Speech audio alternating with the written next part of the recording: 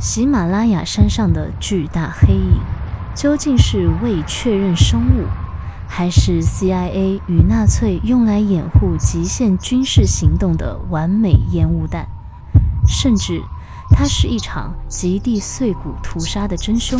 理性、务实、科学，欢迎来到不科学研究社，我是全宇宙最相信科学的实习生辉仔。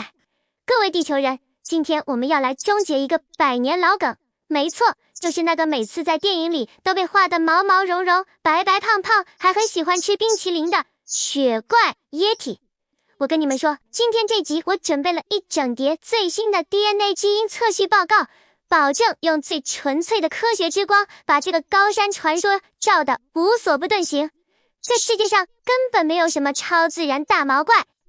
哼，科学之光，辉仔，你是不是忘了人类所谓的科学，很多时候只是为了掩饰贪婪与血腥的遮羞布？大家好，我是珍姐。今天辉仔想跟你们聊生物学，但我想跟你们聊聊阴谋。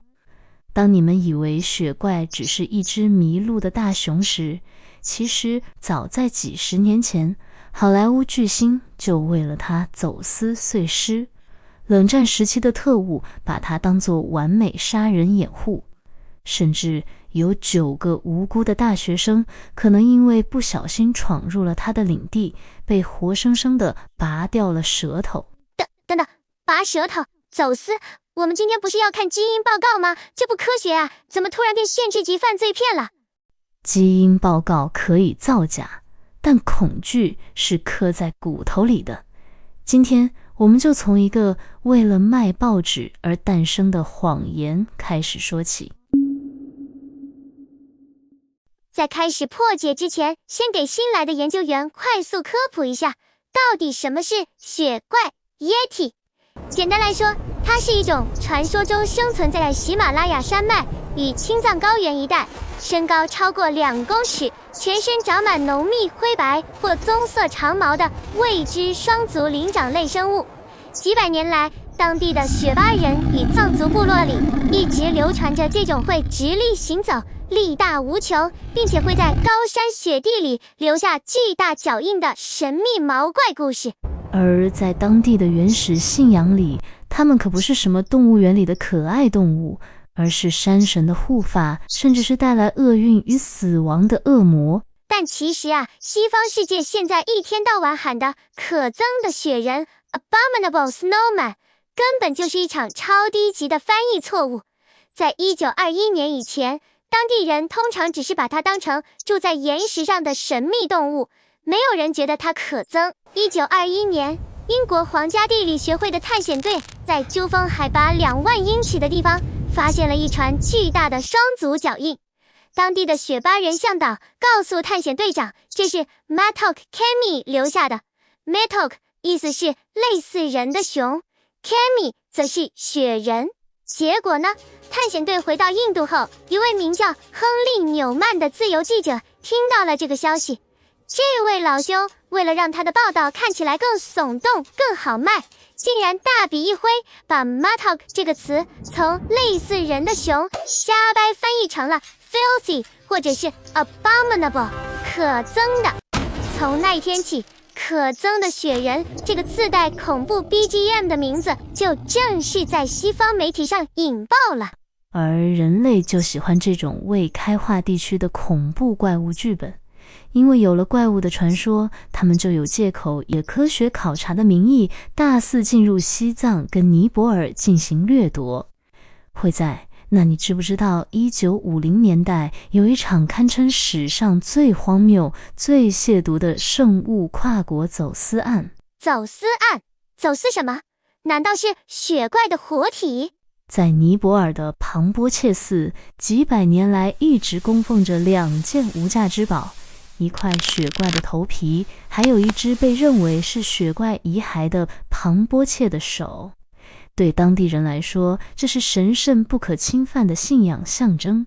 1957年，一个名叫汤姆斯利克的德州石油大亨，也是个狂热的神秘动物学家，赞助了一支探险队去寻找雪怪。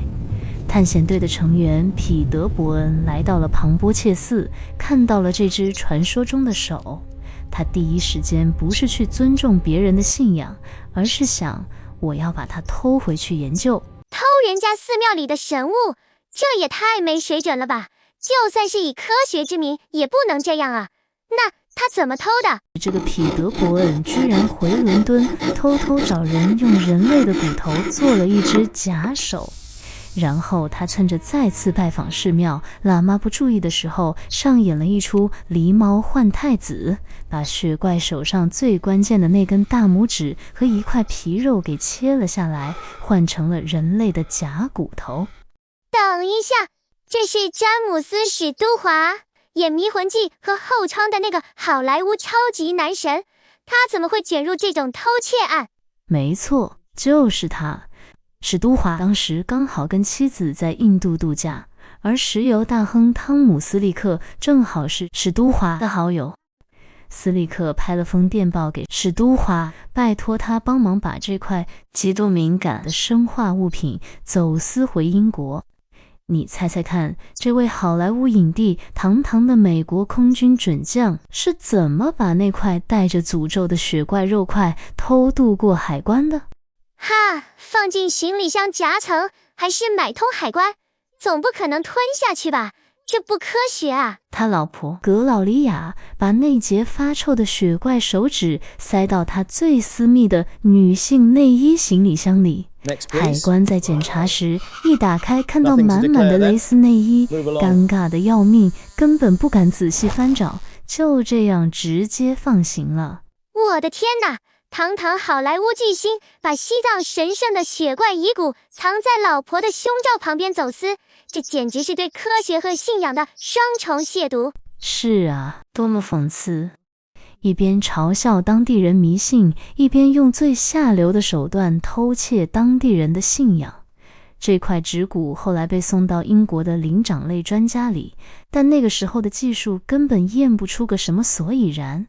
庞波切寺的僧侣后来发现圣物被毁，认为这是巨大的诅咒。而讽刺的是，主导这一切的石油大亨汤姆斯利克几年后就在一场离奇的飞机失事中粉身碎骨了。你说这到底是巧合还是雪怪的诅咒呢？巧合，绝对是气候不佳造成的飞行意外，理性、务实、科学。好，那我们就来看看到底有没有会主动攻击人类的雪怪。我们得把目光从喜马拉雅山移到地球上另一个更冷更绝望的地方——俄罗斯乌拉山脉。还记得我们频道之前做过的一集超级悬案吗？当然记得，不就是迪亚特洛夫事件吗？就是9个苏联的登山好手在死山离奇死亡的案子吗？我们上次的结论是，这是一场罕见的微型板状雪崩，加上低温症导致的反常脱衣现象造成的悲剧啊，很科学，结案。哼，辉仔，你总是只看你想看的证据。上次那集因为时间关系，我放了你一马，但今天既然聊到了未知双足灵长类，我们就必须重新打开那份被苏联政府封存的验尸报告，看看那些被你刻意忽略的碎骨细节。雪崩可以解释帐篷被掩埋，但无法解释最后4具在深谷里被发现的遗体。根据当时法医鲍里斯·沃兹罗日杰尼的说法，这些人胸腔和头骨受到的破坏力相当于遭到时速80公里的汽车正面撞击。更诡异的是，他们的外表皮肤几乎没有严重的开放性擦伤。辉仔，你告诉我，什么样的雪崩能像精准的重锤一样把人的肋骨根根砸碎，却不刮破他们的皮肤？而且你忘了最惨的柳德米拉吗？你是说那个舌头？没错，柳德米拉的舌头被连根拔起，连带一部分的面部肌肉和双眼都消失了。报告说可能是食腐动物吃的，但在零下30度的冰天雪地里，哪来的食腐动物能吃得这么干净利落？这是什么？这看起来像是一个穿着厚重外套的人吧？这张就是争议不断的第17号照片。当时的调查员认为那只是队员尼古拉穿着大衣的模糊背影，但在俄罗斯的神秘动物学界，特别是当地的曼西人原住民部落里，他们看着这张照片只会吐出一个字 Mank。 那是什么？俄罗斯版的雪怪吗？没错， Mank 或者被称为阿尔马斯，是流传在高加索和乌拉山脉的一种未知生物。它们比人类更高大，力大无穷，而且极度具有领地意识。当地曼西人的传说里，如果你未经允许闯入了死山， Mac 就会把你的骨头捏碎。你想象一下那个画面，半夜9名大学生正在帐篷里休息，突然某种巨大狂暴的力量砸向帐篷，他们吓疯了，只能从内部割开帐篷，连鞋子都来不及穿，在零下30度的暴风雪中狂奔。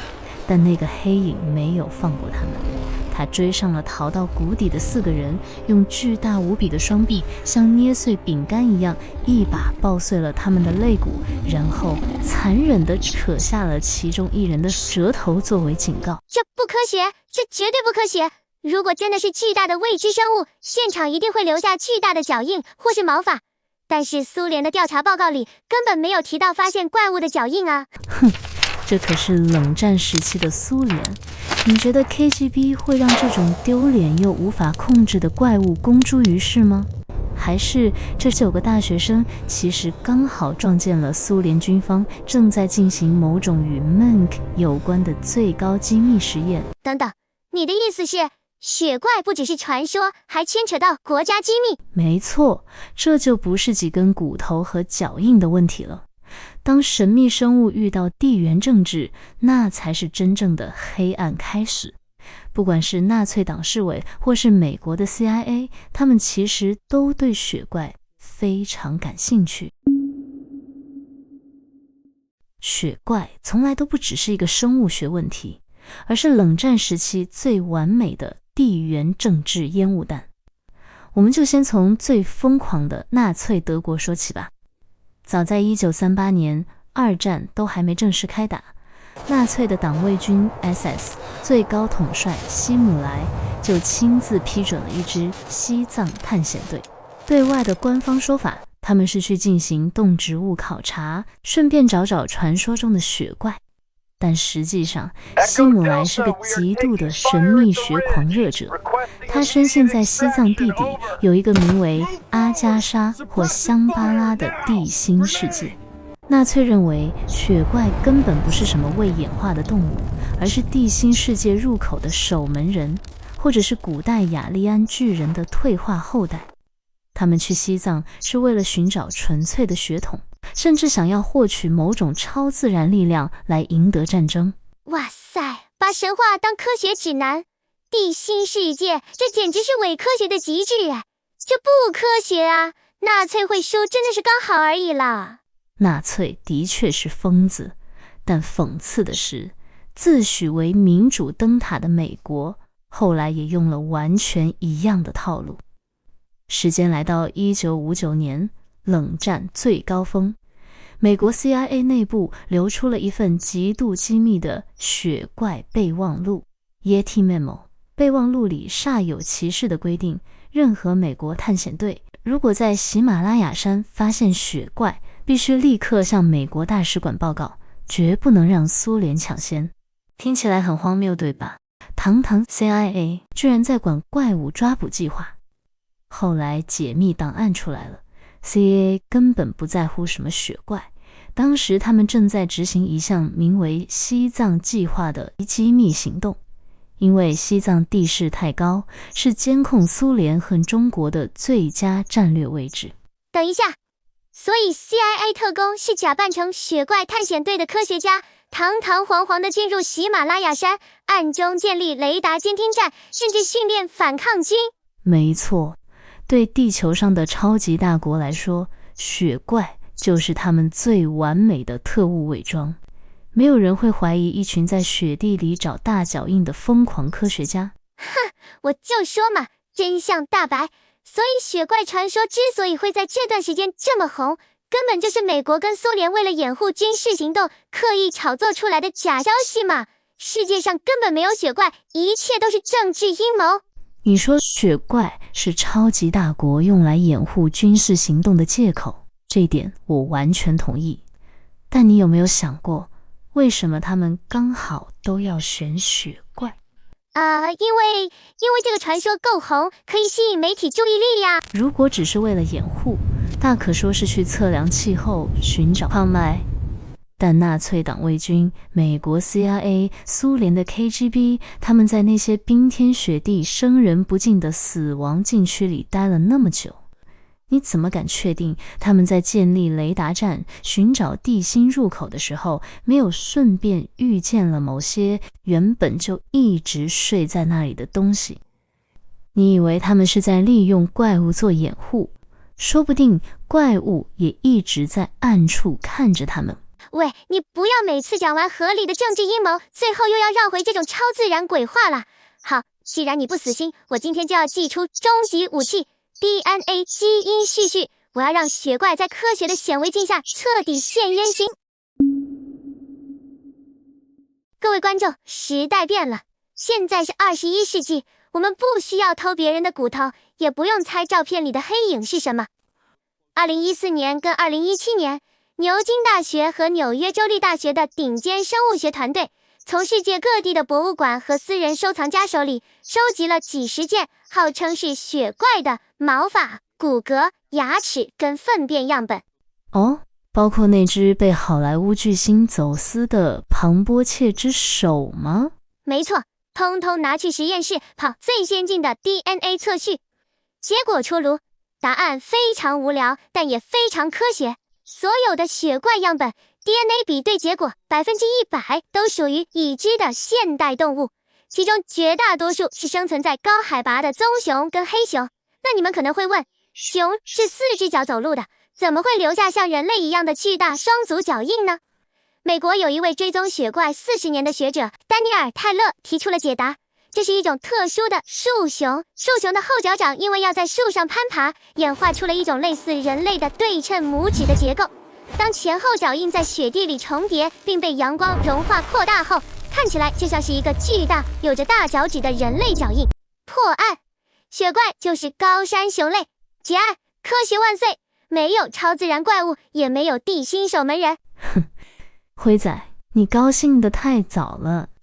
DNA 测序确实拆穿了某些动物样本的谎言，但有一件被 DNA 证实的真实案件，却比任何雪怪传说都还要让人作呕。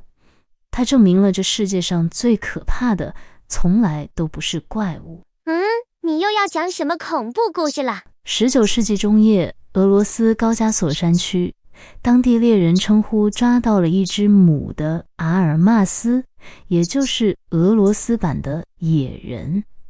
当地人给它取名叫扎纳。传闻中，扎纳力大无穷，能在冰水里游泳，全身长满毛发，不会说话，只会发出野兽的低吼。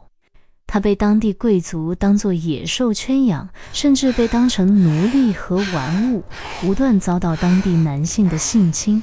他一生生下了好几个混血孩子，最后在绝望与孤独中死去。这太夸张了，把未知生物当成奴隶，这根本就是虐待动物。虐待动物？辉仔，记住你最爱的 DNA 测序。几年前，科学家找到了扎纳儿子的头骨，并进行了基因检测。结果显示，扎纳根本不是什么阿尔玛斯，也不是雪怪，更不是尼安德塔人。那他是什么啊？他是100%的现代人类。她极有可能是一名流落到俄罗斯山区的东非女性，可能患有某种罕见的多毛症或基因突变，加上长期的野外求生，让她失去了语言能力。当地人看她长得不一样，就把她剥夺了人的资格，降级为怪物，借此合理化他们对她做出的所有残忍暴行。真正的怪物是我们自己，这真的一点都不科学。好，今天这集从好莱坞走私案到 CIA 特务到 DNA 解密跟扎拉的悲剧，我们照惯例来问问大家，关于雪怪的真面目，目前有3种最主流的观点。观点1，理性科学派，也就是本人的立场。DNA 已经证明，所谓的雪怪毛发和脚印几乎都是高山上的棕熊或黑熊因为特殊的步态跟雪地融化的错觉。传说终究只是原住民对大自然的敬畏投射。观点2，超自然迷信派。就像纳粹深信的那样，雪怪可能根本不是这个维度的生物，而是香巴拉地心世界的守门人。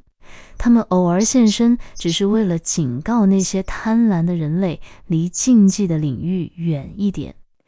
迪亚特洛夫的拔舌惨案或许就是血的教训。观点3，终极阴谋论和人性派。雪怪从头到尾都是一个被过度包装的完美骗局，用来掩护 CIA 跟 KGB 的冷战行动。甚至我们把恐惧投射在未知事物上，只是为了合理化人类自身的残忍。那么荧幕前的研究员们，你们相信哪一种呢？